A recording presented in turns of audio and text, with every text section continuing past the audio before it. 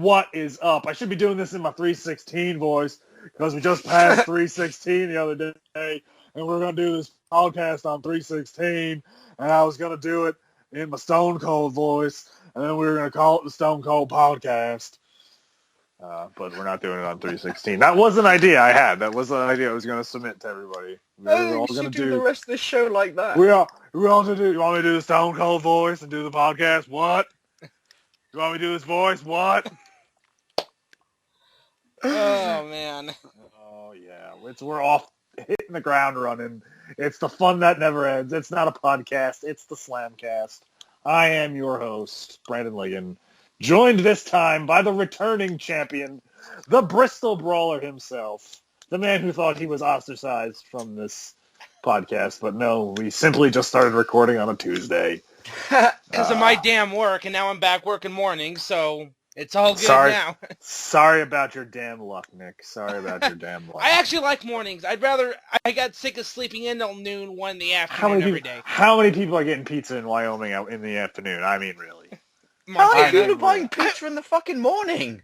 I like breakfast. Can I have a pizza for breakfast? Actually, I do actually have pizza. We open at 11, so it's still technically the lunch. It's about the lunch hour, so. Semantics. Yeah.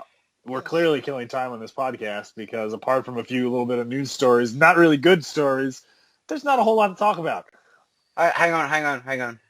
Sorry. Samoa Joe. I'm back, people. I'm back. Yay. Sorry. Samoa Joe celebrate his birthday today, I believe. Yay. How old is he He now? had 147? No, not quite that old. No, it's but he's getting up there. I'm just glad he gets to have a run in WWE. You know, he's going to be taking on Finn Balor at the next takeover in Dallas. Which, by the way, is the hottest ticket WrestleMania weekend. I mean, you could still very much buy tickets for WrestleMania. Check the price for a reasonable price. Peep the prices on the StubHub for Takeover Dallas tickets. It is insane to get in that building. A certain guy from a certain promotion making his debut, officially confirmed and announced. Anyway. Well, and not on Twitter. It was actually on TV this week. On the TV. Pretty well. I'd say TV, but yeah. But funny enough, they didn't hype up the takeover on Monday Night Raw. They talked about Hall of Fame, WrestleMania, and Anyway, the big one we gotta talk about first because quick question, just for my anal retentive mind. Ignoring scalpers and stuff like that, and I'm sure I've asked this before, but I just want to pop my mind, which is, what does a premium seat ticket go for on WrestleMania? I mean, on the retail or the aftermarket? Well, both. Well, I mean, I'm assuming all the front row seats to WrestleMania are all usually reserved for the travel packages, so those are usually like $2,000 and $3,000 a pop, upwards of $5,000, upwards of $5,000. But that's those, like I said, the travel package are included with your like hotel, and you get tickets to the Hall of Fame, Raw. Do you get a free hand job with that? I bloody want. You get a free chair. The chair that you sat in gets shipped. Oh my god! Or maybe a chair, the reasonable facsimile. Then what is civilian land price for a premium, the top ticket you can get?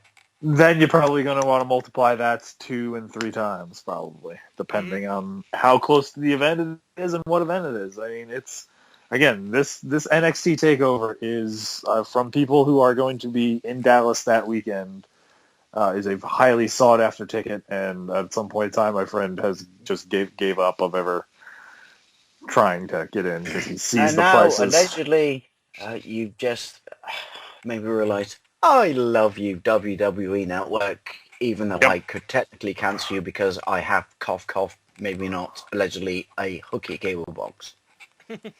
Maybe not, but I think it's still worth it. Even if I have same connections, and I just wish they wouldn't flood my fucking inbox with fucking spam. Yeah. Well, what are you gonna do? Whatever. So yeah, the big one. You want to talk the big one because it was. I mean, I guess. Let's put it this way. This story would have probably caused us to re-record anyway. Yes, it's a good thing I didn't want to record yesterday. Well, and then Tuesday I got wrapped up in watching primary coverage. Tuesday I was still recovering from my flight back from Florida, so I was not in any shape to record. Plus, I didn't. Florida. Sorry. Yeah. Yep. So it worked out for the better this way. Although for this guy, it's not really working out too well. But no, we'll see. We'll see. Yeah, it was a pretty quiet week as far as wrestling. We got a few announcements about the Hall of Fame. Miss Jackie is going to go into the Hall of Fame. Yep. You know, congratulations. There's a rumor that Snoop Dogg is going to be the celebrity inductee. I am all for that. Yes, I am all for especially that. if Sasha inducts him. For shizzle, and Snoop is going to bring a certain flavor to the broad proceedings. Well, so is the Godfather. Am I the only person who's against that? Because he's a twat. No, come on, big Snoop Dogg. There was some stories. He was cool in the 90s, but now he's a knob jockey. Well, there were some stories I heard from when he was here in Great Falls that he was doing some things he was told not to do. But like smoke weed? Yeah, smoking weed in the green room of the concert, and touch himself in public. I don't think he's gone that far. Pee Wee Herman level shit, dude. But come on. True story. When he was at Glastonbury a couple of years ago, he made a point of finding the person who lived locally, who grew the biggest. I'm not making this up. Grew the biggest fucking turnip in the world. And said, this guy's amazing. I have to have a word with you about how good your hydroponics are. And then invited him backstage and flew him to the States on one of his gigs and just said, oh, dude, we need to talk hydroponics, and flew him over. And it was really funny when we saw it in the news because this 75 old English bloke just went, did you meet Snoop Dogg? And you went, yeah, it was brilliant. And he put me backstage and he asked me to smoke something. And I thought, that's not a real cigarette, but I did anyway. Exactly, man. Why? How could you hate Snoop? So good on Snoop for, that's just a rumor. Who knows? Like the original. I just find it an odd choice, though. Do you know what I mean? Well, he is a big wrestling fan. He's the one that, because Sasha would always bug him about bringing him back when he was in all that shit. So, yeah, it's... Oh, I know, but the bloke who played Buck Rogers in the Dodgy 80s show was also a massive wrestling fan. I will gladly take Snoop in the Hall of Fame over Donald Trump, to be honest. Oh, my God. Besides I'd rather be gang raped in a prison than take Donald Trump. But, yeah, the... Roadblock was... It was one of my point being, as before we got sidetracked, it's been a pretty unfulfilling week, uneventful week. Not a whole lot has happened. Besides New Day being hilarious as usual at Roadblock. That's status quo though. Like I don't really. Yeah, it's the status quo. I'm not doing a podcast about a hilarious New Day promo. Like, well, yeah, but this news that happened though today when it broke is pretty big, and that is a retirement effective immediately due to injury of the WCW franchise legend Sting. The man called Sting has called it quits.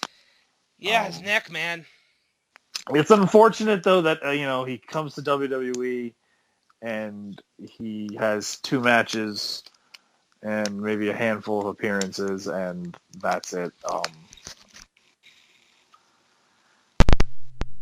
I don't. What else can we really say about Sting? I mean, Sting is absolutely one of the all-time greats. I was generally upset about this news, by the way.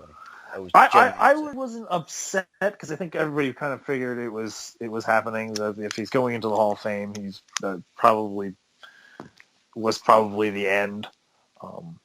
But getting the actual announcement and dealing with that news is something completely different, because now you're looking back at the retrospective of, what had happened in his career and what could have been still to go, because it looked like, even still at his advanced age, he could still have a effective and entertaining match. Well, yeah, look at the Undertaker. Under the right circumstances, and the matches that we could have gotten that we didn't. Yep. Undertaker being one of them. Generally upset because I've always liked Sting. I say I always liked Sting. After you guys dragged me into this, you've become a Sting fan.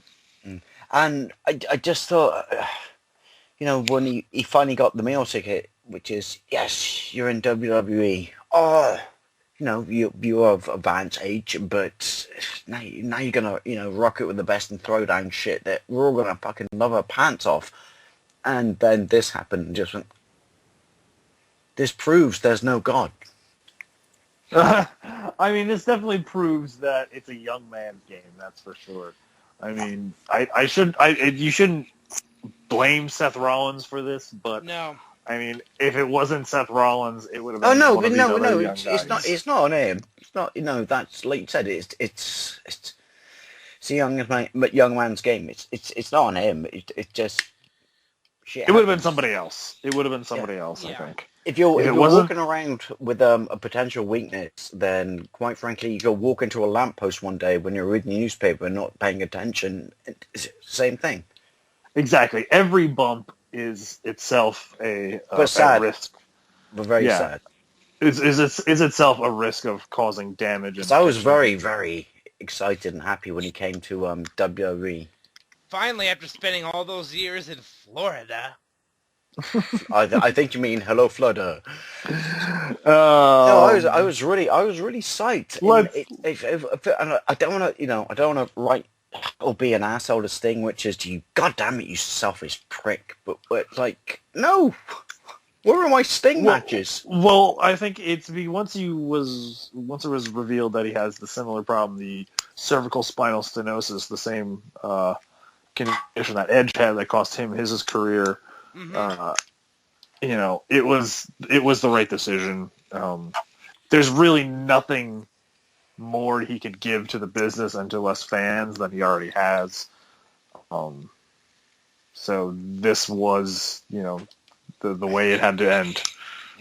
I'd say it's unfortunate. Great. It was, it wasn't as big because we found, when Edge retired, we knew he was going to Raw. And when he made that announcement, you'd hope that it wasn't going to be what it was, but hearing that the fact that this is the same thing, like I said, this is why he retired. So you can understand why and how thankful. At some point, you have to draw a line in the sand, which is, your career and, because people forget have family and stuff like that, but at some point they have to draw a line in the sand, which is, how much longer can I do this, especially if I'm, rocking a serious injury, because I have a family or a life outside of the ring. Because I think a lot of us just look at it and just go like, all you do is be on stage, and I love you. Yeah, absolutely, and I think that's why there are some of us that believe that this was the right time. There's nothing more he could really do. There's no point in trying to rehab this, do anything else to further risk it just to coming back just for maybe one more match. Let's say, I mean, how many more matches did Sting really have left at him? Did he have 5 matches realistically left in him? I'm not even sure about that. See, that's the other side of the coin, isn't it? Which is, I say like, oh, Sting's terrible, it's terrible, it's terrible, but like you just said, I sound like an asshole saying this. At your advanced age, and the only reason I say that is it's relevant to this sport. At your advanced age, how many matches do you have left? Like you said, 5, 10? Yeah, exactly. I mean, given his current work rate and what he's been, I just don't. It was no point in waiting for him to come back. And then once we realize that he has this condition, then it's just like, yeah, game over, man. Game over. Sorry, Stinger. You had your chance. You definitely are one of the all-time greats. I'm just kind of glad, though, even though it was short and befuddled, he got his run. There. Yeah, it wasn't really befuddled. It wasn't really fumbled because he came out in a big stage, debuting against the Authority. Yeah, at Survivor Series. Then he had a match with Triple H at WrestleMania, and then a match with Seth Rollins on a pay-per-view. That was for the title. So for the WWE title. So he got in there. I know. He got in 2 matches in WWE. He did some things that most wrestlers never achieve. Most people, and even on the WWE roster, won't achieve at his advanced age because he was the last. Be careful now, so I'm 40. The last big name for a while, not to be or the last name of that era to finally come up. Yeah, because they've all come over. Ric Flair, Goldberg, everybody came over. Sting was the last and final holdout, and he finally did come over. The other downside, before we quit, move along. The other downside to the fact that he's retired is ignoring the fact that we lost a great wrestler.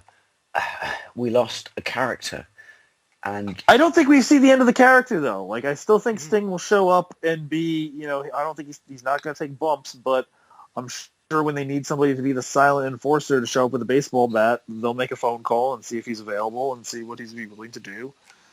So you know what I'm saying though, don't you? Like, which is there's so many boring ass just Sting for GM. I'd like that. He can still be an authority figure. It'd be nice. Exactly. And not the authority, in a sense. Exactly. Sting over Trump, I say. Anybody over Trump at this point. He's nuts over Trump. Yeah, buddy. I'm thinking running my right ball for presidency because I think it has more integrity and is more qualified to be the president than Trump. Anyway, what were you going to say, Nick? Well, I was going to say, let's go to a guy, gravity may have forgot him, but the injury bug didn't. Yeah, I mean, Kevin Owens said it best, and if you missed Raw and saw this, it was a pretty gruesome injury on Neville. He fractured his ankle. Is that what it was?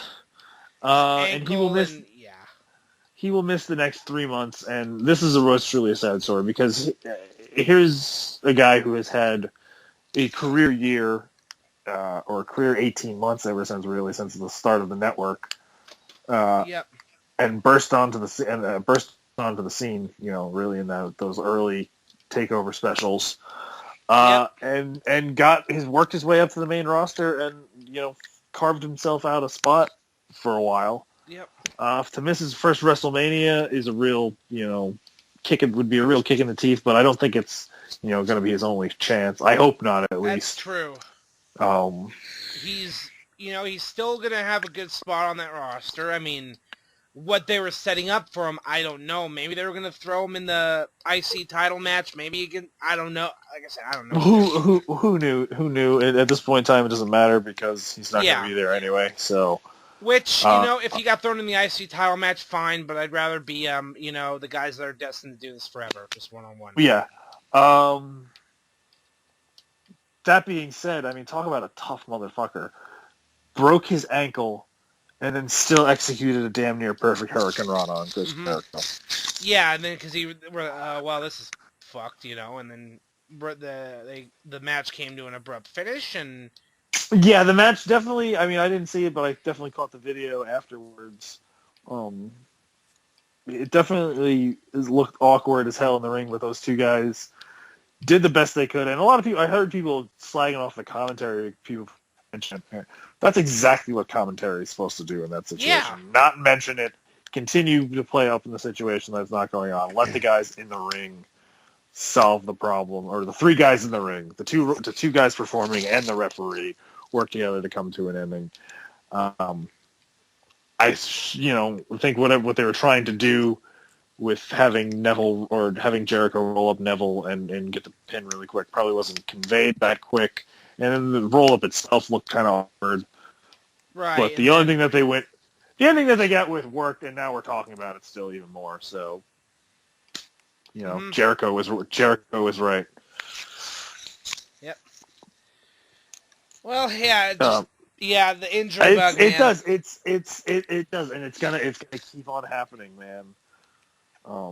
We just gotta hope that it's not too. None of these injuries are too serious where people miss serious time or lose their careers, and we're just hoping that when people come back, when some people go down, other people are coming back. The road looks bright for Cesaro. Cesaro's potentially on his way back. Yep. I mean, let's just be optimistic. It sucks that we lost Neville. It sucks that we're losing Sting, but the worrying thing is guys are coming back. We got Seth, CrossFit Jesus, Seth Rollins coming back, Cesaro. Exactly. We've got guys coming up to the main roster. Sami Zayn.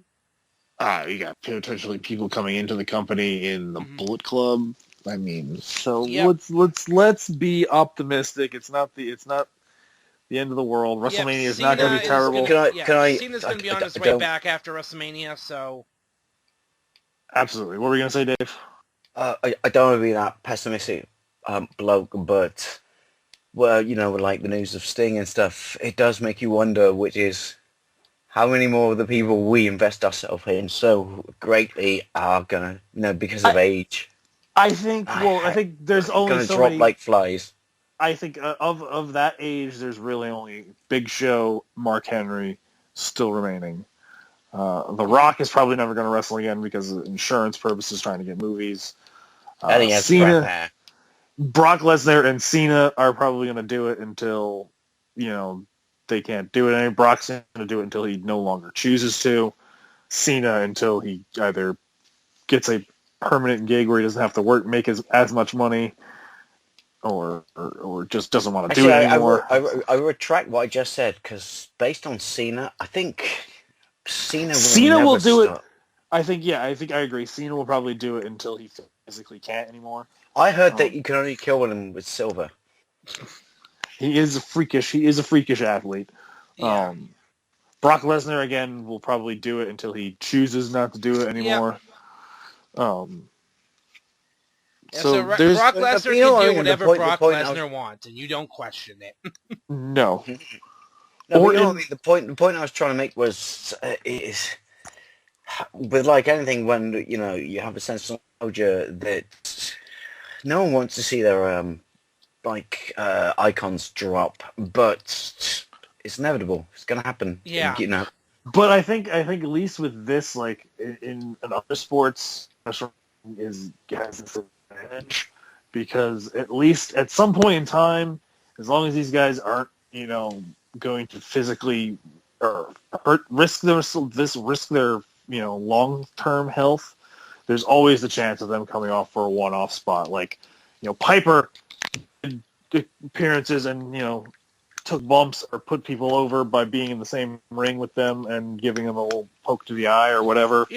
Piper's pit segment here and there. Yeah. Up until he died, exactly. So I mean, one of his last appearance on WWE TV was that whole segment with Daniel Bryan after he won the title. Absolutely. So there's all that chance for the guy to come back, so people get he gets his shine.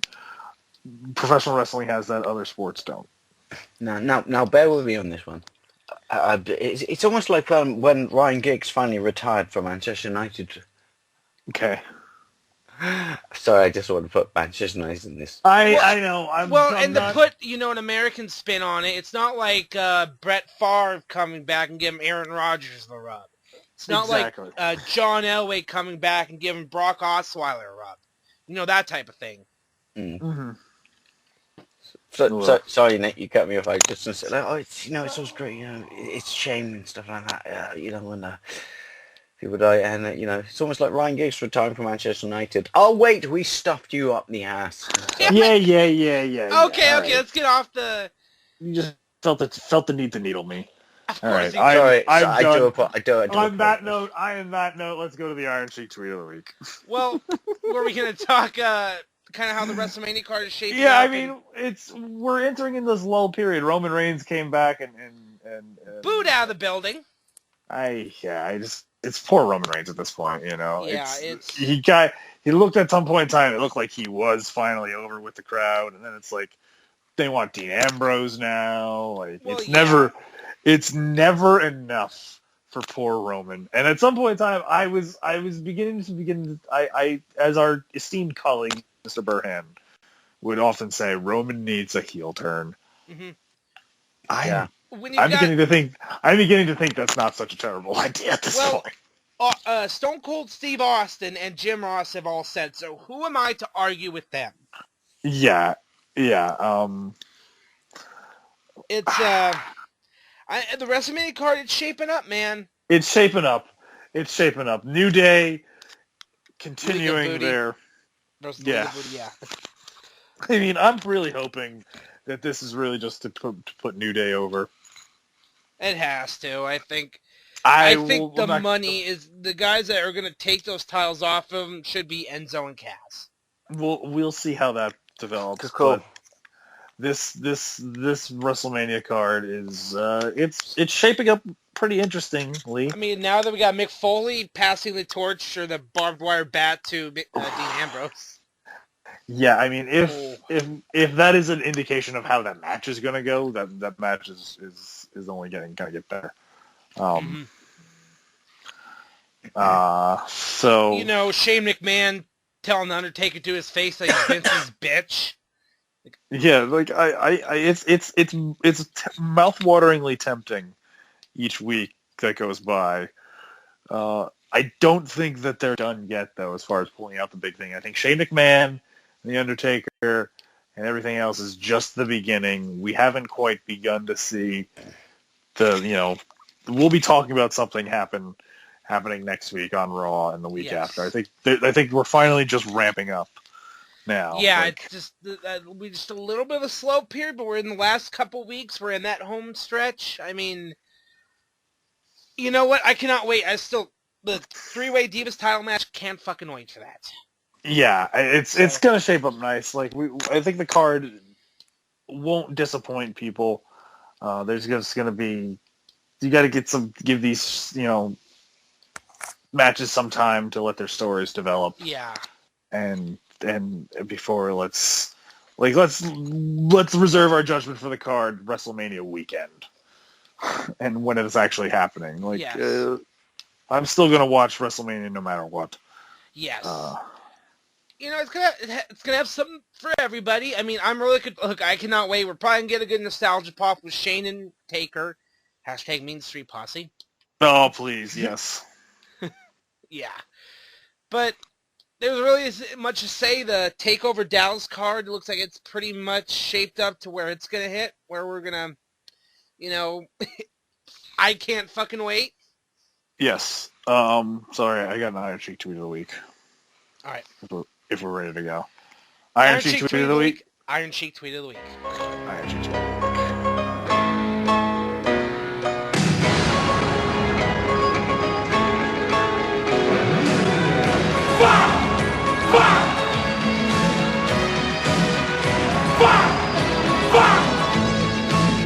Fuck him! I talked him!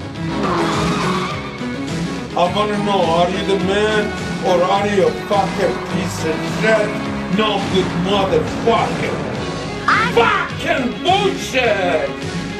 Bullshit, Hulk Hogan! Jared Fogle. Okay, well this one, I mean, I can't not resist this one. Iron Sheik was in rare form this week, but this one really stuck out to me. Jared Fogle, lucky I not see him suplex on his head and break his back. I always love it when the Iron Sheik brings up a convicted pedophile and threatens to assault him. So there you go. That, ladies and gentlemen, is your Iron Sheik tweet of the week. Fucking bullshit! I mean, there were other ones, but I thought that was pretty good. Oh, yeah, well, you had to go with Jared Fogle tweet because that motherfucker got his ass kicked and he fucking deserved it, honestly. Yeah. You're really going to be hard-pressed to find sympathy from me for this guy. Yeah, exactly. That's why I had to do it. So... Yeah. I had to explain to someone at work a couple of months ago when I talked about the fact that I was on a podcast for wrestling, and they were like, "What's a podcast?" Sheet tweet of the well, as you know, everyone in England runs on Piss and Donkey Carl. Mm-hmm. But this Iron Sheik tweet of the week. It's the greatest thing in the world. I know. People. Wrestling fans, again, if you're not following the Iron Sheik on Twitter, I don't know what's wrong with you. Like, why are you doing that? It's a must for all wrestling fans. I just did the greatest shutdown in the world ever, which is if you don't like him, based on PC and everything these days. Oh, you've never heard this or seen his internet posts. Well, you sir are a racist. I mean, he's an Iranian guy. Or an Iranian American who's been around the block and seen things. He's got a unique world perspective, that's for sure. Yep. Maybe that's why people in this country don't like him, because the minute you say Iranian, they just think he must be a terrorist trying to invade our borders. How can you not like the Iron Sheik? That's all I'll say. Watch the Iron Sheik's movie. It's his Dave, birthday this week. It was the Iron Sheik's birthday this week. That's right. Oh my God, how could we forget that? No. We can just backtrack slightly. You said movies, sir. Yes, he has a documentary available on the Netflix. Oh, I didn't realize. Yes. I'm all over that. Yes. You watch the Iron Sheik documentary. It make you humble. You respect the Iron Sheik. Iron Sheik is the legend. So, on that note, let's get some plugs in and get out of the way so I can go play The Division. Yeah, he just wants to... Yeah, I really want to play... really, really, really broken, by the way. And I don't fucking care. There was a flaw in it that when you had to access a computer... Yeah. Somebody can stand in front of it and prevent you from doing it. Yeah, it's not that big of a deal. You just, get in front of it while people... I just looked and thought it was ironic, because I'm like, oh my God, that's like when I try and do banking in the real world. Something like that, but all right, it's a good Dave, game. Plug your shit. That sounds like you're trying to rape me in prison. Sorry. We are. You can find me. I'm just pitch me back. You can find me at Longboys Post 1975 if you like your retro video games. And right now, since I got my PlayStation 2 working again, you can find a bunch of retro videos on PlayStation 2, and I like retro shit. Pitch. Alright. Alright, yeah, I'm over on YouTube at the Gaming Pegasus 187, Twitter, Gaming Pegasus 187, Instagram, Xbox Live, Wii U, Pegasus 187. In the Facebook group, Wrestling/MMA Revolution, Brandon just posted a really fucking good video. Oh my God, yes. True story about that video. It was, we had to come up with a promo for the show that we were both going to be on, and we had no idea what we were doing. It was like a week before the show itself. Hatch and I are sitting down at Taco Bell because Tony and Fatu went to go have lunch with his then at that point in time girlfriend, or dinner at that point in time, an early dinner. We were bullshitting around. We ended up going to our old high school, and then hilarity ensued. And thank Facebook's memory system for showing that video to me, because that really brought back good memories of just one of the reasons why we started this venture that we started a couple months later, years later, was because of that video. We had such good time shooting and, conceptualizing that video. So, yeah, that was really the first one that kind of started this whole acting gimmick thing that I'm doing now. So, yeah, man. All right. Go check it out on the Wrestling MMA Revolution fanbook page. Please do so. I will probably post it at least once more time tonight because it's that goddamn good. Can I quickly just add, by the way, Nick, if Donald Trump gets in power, We only have, like, I don't know, a week at best to slag him off in a combined video before the bombs drop. Yeah. Something like that. We'll figure it out, though. Yeah. Anyway, is there some contingent where England could take us back? We could just accept the monarchy again. Like, I'm wondering if that's somewhere built into the Constitution at any point in time. We just don't do it. We can just rejoin. It's not relevant for this. Stay online after we end this, because there's something I have to say about someone who shot Obama down perfectly, which is not particularly difficult because he's a thick bastard. But anyway, Brandon, take us out. All right. So if you like this wrestling podcast, check us out on our various networks where we're on this show, I guess, with this Retro Unlim, where we got lots of good content over there on the Retro Unlim network. Check us out, like Nick said, Wrestling MMA Revolution is our official forum Facebook group for this podcast. We are a bunch of other people that are smart and talking wrestling and MMA all up in there. Check out the Nerd Chronicles, which is my other podcast that I just kind of started with those people that I mentioned in that video that we did. Can I come back on your football podcast? I really enjoyed it.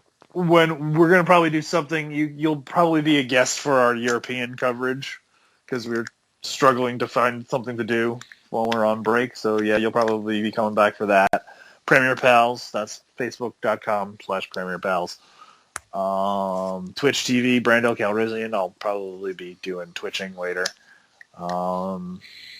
I might do a 24-hour Twitch stream at some point in time. I'm probably going to be twitching later. That sounds like you're going to sit in front of a fucking MTV video of Taylor Swift and dance. I'm gonna be twitching later. I will sometimes do that when I see Taylor Swift videos. Anyway, so yeah, that's me. That's where I'm at. Brandon All Hope on the Twitter. Brando Calrissian 420 on the Twitch. So for myself, for the Bristol Brawler, Dave Wade, for the absent Michael. For the absent Michael Burhan, for the guy who we kind of forgot to tell on this show because we kind of threw together, Tom Shaw, who will be joining us at some point in time in the near future. Yep. For Nick Horaceck, I'm Brandon Liggan saying go forth and spread beauty and light. Peace, love, and humptiness to all. And let's play my damn theme song so I can play The Division and get out of here. Da da da da.